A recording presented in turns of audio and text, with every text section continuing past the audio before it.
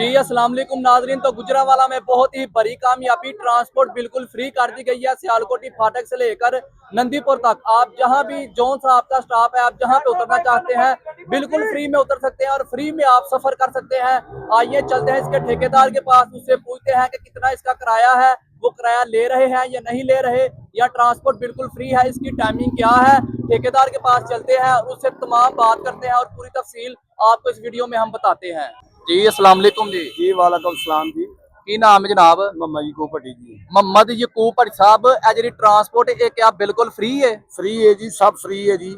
ये वजीरे वाला ने फ्री चलाइया ने।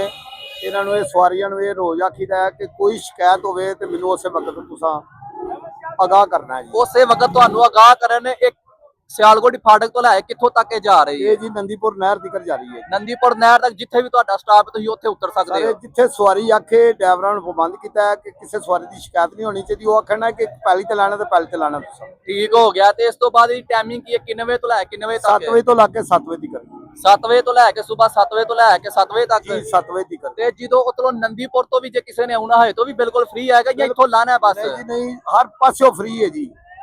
5-6 स्टाफ ने ऐसे नंदीपुर नहर तो जी अपना सियालकोटी इमनाबादी तुलवाया जी। चंद के किले तो जी लोहियां वाला बाईपास है जी, फ्री है। ਹਾਂ गोंदला वाले अड्डे तो गोंदला वाला सिविल अस्पताल फ्री है जी। ਸਹੀ ਹੈ, चंद के किले तो मोड़ इमनाबाद जी गड्डियां चल रही ने जी, फ्री चल रही ने। ਸਹੀ ਹੋ ਗਿਆ। उस तो बाद जी मोड़ इमनाबाद तो कामों की गड्डियां फ्री चल रही ने जी। पूरी निगरानी है जी मेरी, मैं मैनेजर है ना गड्डियां का जी। ਠੀਕ ਹੋ ਗਿਆ। लद्दे वाला वड़ैच तो जंडियाला बाग वाला जी फ्री जा रही ने जी। ठीक हर हो गड्डी गया। चेक कर रहे हैं जी इंशाल्लाह अल्लाह दे हुक्म नाल, जो भी ते- अपनी पाबंद दे रहे हैं। ਇਹ ਕਿੰਨਾ ਕੁ ਦੇਰ ਫ੍ਰੀ ਰਹੇਗੀ ਇਹ ਹੁਣ?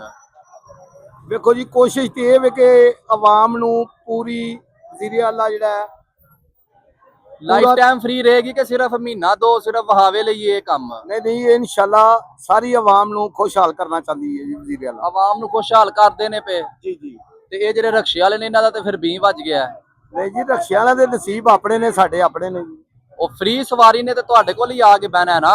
ਕਈ ਜਿਹੜੇ ਸੌਖੇ ਨੇ ਨਾ ਜੀ ਉਹ ਨਹੀਂ ਪੈਂਦੇ, ਉਹ ਰਕਸ਼ਿਆਂ ਦੀ ਬਹਿ ਕੇ ਜਾਂਦੇ ਨੇ। ਉਹ ਰਕਸ਼ਾ 'ਚ ਬਹਿ ਕੇ ਜਾਂਦੇ ਹਾਂਜੀ ਨੇ। ਹਾਂਜੀ, ਡਰਾਈਵਰ ਸਾਡੇ ਕਲੀਨਰ ਜਿਹੜੇ ਨੇ ਬਹੁਤ ਪਰੇਸ਼ਾਨ ਨੇ ਇਸ ਗੱਲ ਤੋਂ। ਆਹ ਆਵਾਜ਼ਾਂ ਮਾਰ ਮਾਰ ਕੇ ਪਰੇਸ਼ਾਨ ਹੋ ਜਾਂਦੇ ਨੇ, ਸਵਾਰੀ ਆਪਣੀ ਮਰਜ਼ੀ ਕਰਦੀ।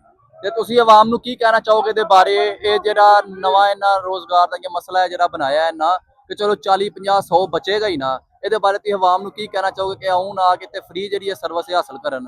ਇਨਸ਼ਾਅੱਲਾ ਜੀ ਇਹਨਾਂ ਨੂੰ ਕਰਨਾ ਚਾਹੀਦਾ ਨਾ, ਫਾਇਦਾ ਲੱਭੇ ਆਵਾਮ ਨੂੰ ਤੇ ਉਹਨੂੰ ਫਾਇਦਾ ਜਿਹੜਾ ਕਰਨਾ ਚਾਹੀਦਾ ਨਾ। ठीक हो गया, हाँ जी। ठीक हो गया, मेहरबानी जनाब। अस्सलाम जी वालेकुम। वालेकुम सलाम। जी नाजरीन, आपने सुन लिया है कि भाई ने कहा कि ये ट्रांसपोर्ट बिल्कुल फ्री कर दी गई है। इसके 5 से 6 स्टॉप हैं, आप इससे फायदा हासिल कर सकते हैं। 100, 200, 300 जितना भी किराया बनता है ना, वो आपसे ये नहीं लिया जाएगा।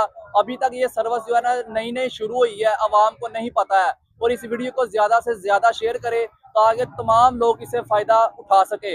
मैं हूं अली हुसनैन और आप देख रहे हैं नुक्ता न्यूज, हर खबर का असल नुक्ता। अल्लाह हाफिज।